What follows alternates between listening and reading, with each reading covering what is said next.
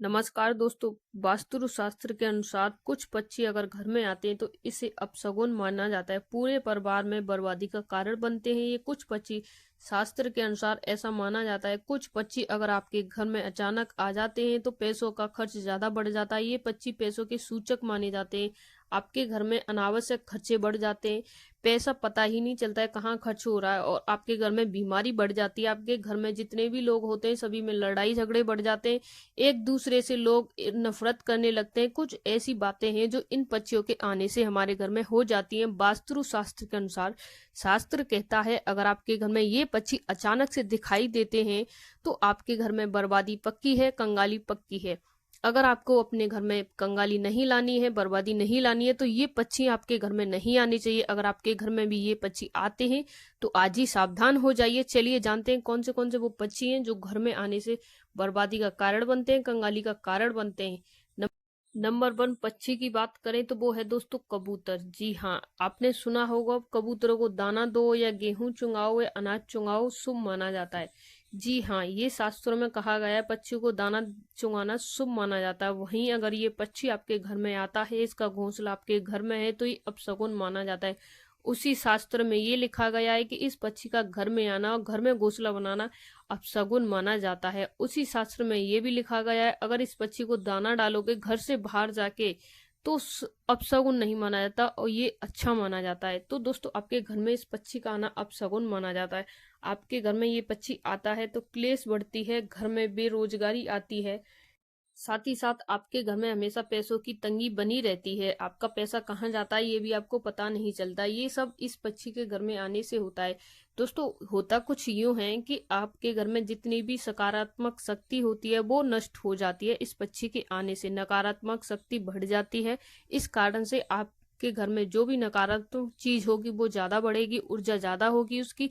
इस वजह से आपके घर में ये होने लगता है, बाकी और कोई समस्या नहीं है। आपने जान लिया कि नकारात्मक और सकारात्मक चीज क्या होती है, कैसी शक्ति होती है, तो आप अपने आप समझ जाओगे कि इस पक्षी का घर में आना कितना अपशगुन होता है।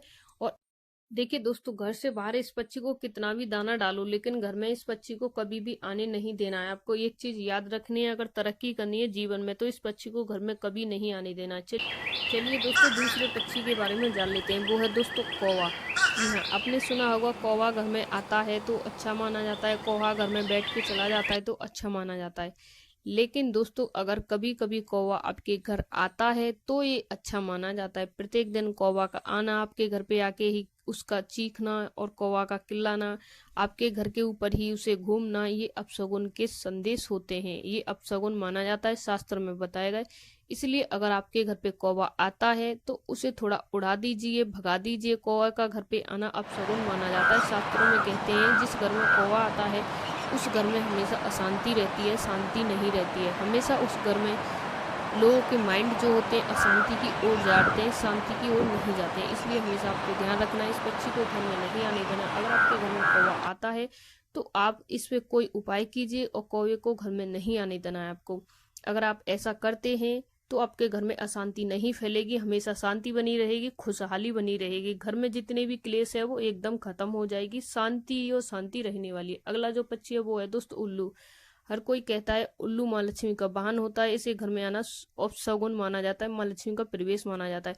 दोस्तों शास्त्रों में भी ये कहा गया माँ लक्ष्मी का वाहन है और इसे घर में कभी कभी आना अच्छा माना जाता है। ये प्रत्येक दिन आए, घर के ऊपर ही मंडराए और घर में आए तो ये अपशगुन माना जाता है। आपने सुना होगा उल्लू रात में सोता है दिन में जागता है, ये सुना है ना। अगर उल्लू रात में आपके घर में आता है तो ये लक्ष्मी का प्रवेश है। अगर उल्लू दिन में आपके घर में आता है तो ये आपके घर में दरिद्रता लाता है।